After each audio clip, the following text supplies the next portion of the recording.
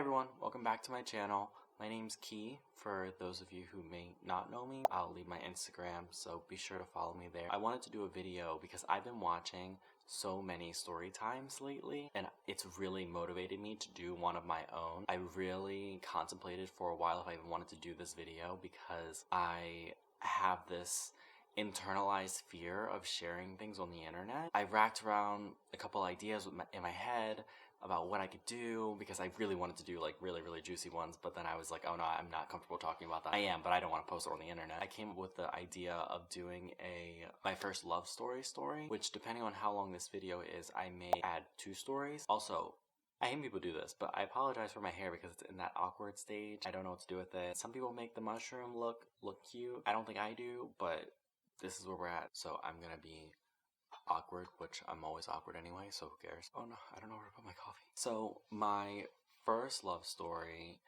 is, and the only reason why I'm comfortable doing this is because I don't talk to these people anymore, so, and I don't feel like this is gonna get a lot of views. Just to provide some background context for the story before I get started, I came out when I was extremely young. I came out when I was 12 or 13. Which I know, crazy. I came out the summer of 7th grade. It was either like right at the end of 7th grade or the summer of 7th grade. I came out as bisexual while I was still in middle school before I went to high school. So all of 8th grade, everyone knew that I was bisexual. During the time that I was in school, there wasn't very many people that were out in my schools. So when I was in middle school, there was only one other guy that was out other than me, who I actually ended up dating too, but that's not for this story time. So everyone knew in 8th grade that I was bisexual. This isn't my coming out story, so it doesn't matter, but like that's kind of another video that I want to do too. Going into freshman year high school, 9th grade, I had so many expectations of, I don't even know how to explain it, like not expectations, but I like psyched myself up because when you're young and you think about the idea of love, I don't know what, love or falling in love, you tend to romanticize it a lot, which when you get older, you have a more realistic depiction of what love is. But when you're younger, you don't know because you're watching all these love movies, dramas, he gets the girl in the end, or whatever it is, but this huge exaggerated idea of what love is or what love is going to be like. So that's what I thought love was going to be like going into high school. From what I can remember, I didn't want a relationship. I kind of just wanted to experience what it would be like to be in a relationship with a guy. My first day, freshman year of high school, I will never forget. I was late to my first class. It was so awkward because I'm already awkward and I already overthink situations so much that it stresses me out. So I walk into the classroom and obviously I'm late. So as soon as I open the door, everyone turns around and looks at me and I'm like, oh my god, my freshman year of high school, my first day, and now like everyone's staring at me. I don't know. I just started like stressing out because that's what I do. And like, obviously I didn't know where to sit because I think I was like 15 or 30 minutes late. So I was like, oh my god, I don't know what to do. I don't know where to sit. I'm stressing out. Like, oh my god. I don't know anybody because a lot of my friends from middle school did not go to the same high school as me. So I didn't know very many people at the high school that I went to. So fast forward, I walk in and I'm like stressing out. I'm really stressed out. I don't know where to sit. I don't know anybody. Everybody's staring at me.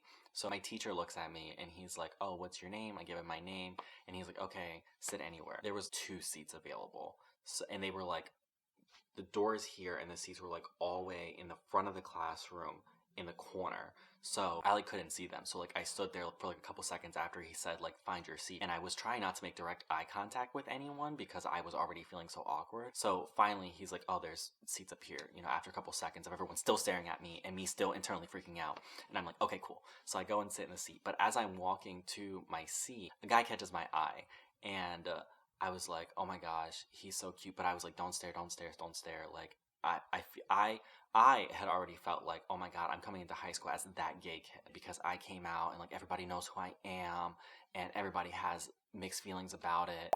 So don't make eye contact, like don't make things weird for him. He's probably straight anyway, which at that time I thought that like virtually every guy that I ever met was straight because it was just such a foreign concept for me. I didn't have a lot of non-heterosexual males in my community where I lived, where I went to school, where I grew up. There was virtually, I've been saying virtually a lot. There were no non-heterosexual men at all, other than that guy from my middle school. That's it. Again, I didn't know anybody, so I just assumed everybody was straight also. I'm like, don't look, don't look. I don't want to make him feel weird. So I went down, I sat in my seat, the class resumed as normal. I'm sure that I just internalized all of the awkwardness that I was feeling, and nothing else happened. So I get home that day.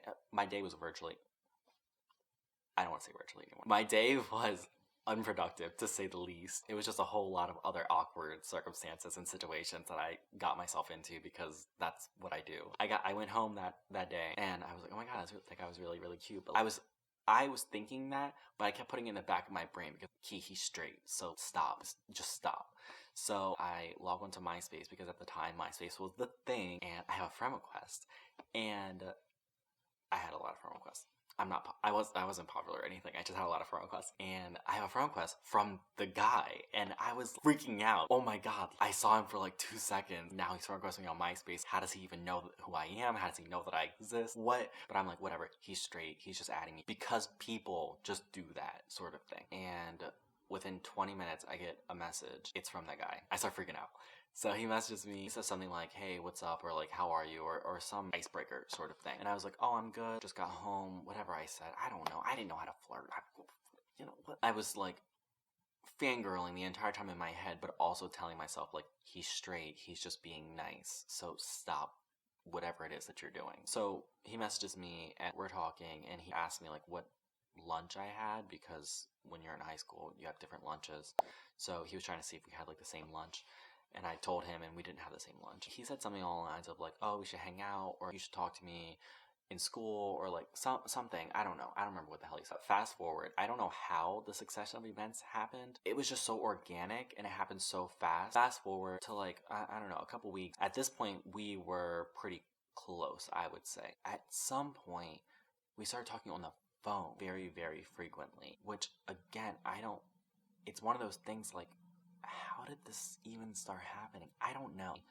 And I was definitely falling for him, like, very, very hard. My best friend at the time, she would always make jokes about me falling in love with him. Even at the time, I was like, no, he's straight. I may like him, but like, it doesn't matter because he's straight. And she was like, well, you never know. And I was like, no, he's straight. Because I don't even want to get into those sorts of situations of trying to like maneuver someone's orientation and assume and hope that maybe there's something when there isn't something. So I was just like, nope, he's straight. He's never told me anything otherwise. So to me, he's straight. So I was falling for him, but I was also reminding myself that he was straight, and like, this was not a thing. At a certain point, he told me that I reminded him of Edward from Twilight, which I know this is so cringe, and even like talking about it makes me cringe. But we were kids, like, you know, like we were young, whatever. You think that stuff's cute. So like, I did not even know what the hell Twilight was. And I was like, LOL, who? And he was like, oh, he's like a character in a book. I'll let you borrow the book. So he gave me the book like the next day in school. I tried to read it, but I just really was not into reading at that time. Things were still not clicking for me. So I was like, oh, that was really nice. Not even reading the whole book. So nothing was clicking for me, basically. I still was like, this boy's straight. Whatever. He's really nice. Cool. We ended up hanging out because we found out that his cousin lived probably not even 5 minutes from where I lived. So he was like, oh, I'm gonna go over to my cousin's house and like we can hang out. So we did that a couple times, and it was like really fun. He gave me a lot of new bands to listen to because that's what I was listening to at the time, because I was a scene emo kid. I can't emphasize enough, I really, really, really, really was falling for him, while simultaneously being like, no, he's straight. One time when he was coming over his cousins, we were all talking on the phone together. She was saying how him and I should come over and have a sleepover over her house, and I was like, oh, sure, like, yeah, why not? Which wasn't a weird thing for me, because I grew up in a cul-de-sac, so all of the kids in the neighborhood we would always have sleepovers with each other. It wasn't a weird thing. So I didn't read far into that at all. I was just like, oh yeah, like, cool, that'd be so much fun. So fast forward, we ended up doing that, and him and I stayed up talking the entire night. I went over there like 7 or 8 o'clock. I think I slept for like 45 minutes before school started. And we were just talking the entire night. That night, he ended up telling me that he was bi. That's kind of when stuff like really started clicking for me. I didn't really think anything about it when he told me in that moment, other than my heart fluttering and being like, oh my god, maybe this could be a thing. I still was like, okay, even though he's bi, he doesn't like you. So Still, don't read into it. I ended up telling that best friend, and she was like, I knew. This is great news.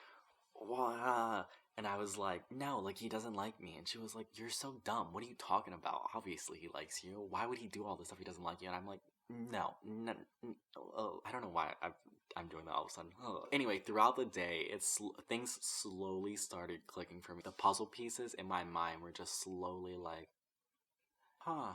I remind him of Edward. We talk on the phone all the time. He friend requested me the first day of school, and we hadn't even met each other yet. Maybe he does like me. Like, maybe I'm not crazy. At this point, like, I kind of started to recognize that what we were doing was flirting with each other. It sounds so stupid. It sounds so stupid thinking back.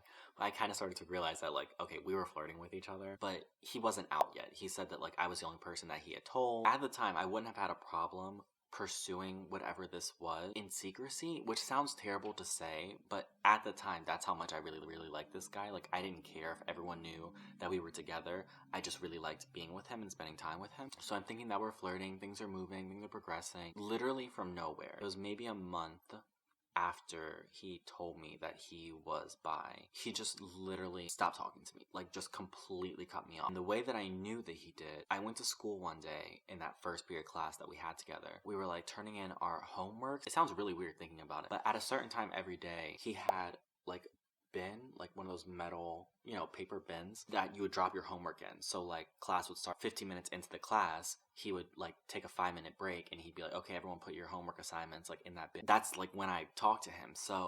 Or that's just when students talk to each other, but that's when I would talk to him. I went over to the bin, putting my paper in, and he was stalling, like he wouldn't come up like at the same time I was going up, which was like really weird for me. This is usually like, like our moment when you're young and dumb. That's the stuff you live for. You love that kind of stuff. You eat it up. He finally comes over because I kind of was hanging out over there pretending to do something. He kind of probably realized that like he wasn't going to be able to go over there without me being there. So he finally comes over and puts in his paper.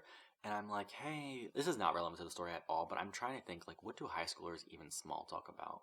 Anyway, I try to do whatever the high school freshman version of small talking is. He just completely shut me off. He like one word answered me. Hypothetically, if I said, hey, how are you? He was like, good, and like walked away. And that was it. He didn't even make eye contact with me. He was like, oh yeah, I'm good. And was gone. Went back to his desk, and maybe he's having a bad day or something. That was the end of first period. We go all throughout the day. We didn't really talk throughout the day, so school was over. I go home. I messaged him, texted him, messaged him on MySpace. AIM, Messenger. Oh my God, didn't respond to me at all. It sounds so stupid thinking back, but that was the last time that we spoke, probably weeks, if not,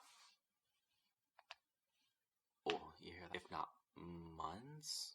I don't know. It was high school. I don't know what the timeline of events were. It was just a significant amount of time since we talked after that. Fast forward weeks later, I end up messaging him on MySpace and I'm like, hey, I still have your book. Do we leave it with your cousin? Bring it to school? How do you want to do this? He was like, oh, just bring it to school. I thought of that as my last opportunity to say how I felt. So I wrote a note that I put inside the book as a book cover, but it was sticking up out of the book when I handed it to him. That like basically confessed all my feelings. Hey, I don't know what happened, but I really like you. If I did something wrong, let me know. Just trying to understand the situation because it was obvious that he didn't want to talk to me. The next day in first period again, I took him the book and I handed it to him, but I handed it to him with the like note sticking out of the book. He never replied to the letter, by the way. I received no reaction from the note that I left in the book, which was devastating. Probably isn't the right word. That's probably an understatement, to be completely honest, which is why I wanted to do this video, because I wanted to actually talk about something real on, I don't know. So, and life just resumed as normal, to be completely honest. The world didn't end. I mean, my world kind of ended. Classes still resumed. I still had my same friends. No one even knew that him and I were talking. It was so weird because I felt like my life had been jolted, but everything was still normal, which I don't know if I'm getting my point across when I say that. I just felt like my entire world was crashing down around me, but everyone else was just fine. Everyone else was just walking like, things are great. I don't even know what's going on. Key, are you okay?